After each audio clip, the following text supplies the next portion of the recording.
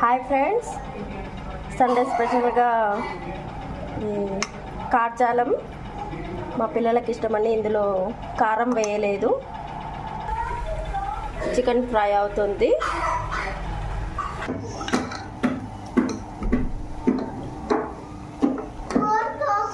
అదే మటన్ కూడా వండుతున్నాను.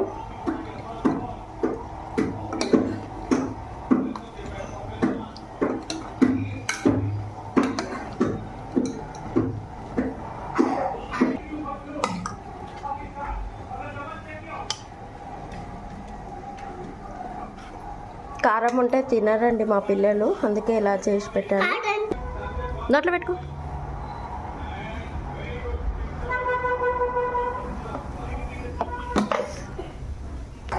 బాగుందా?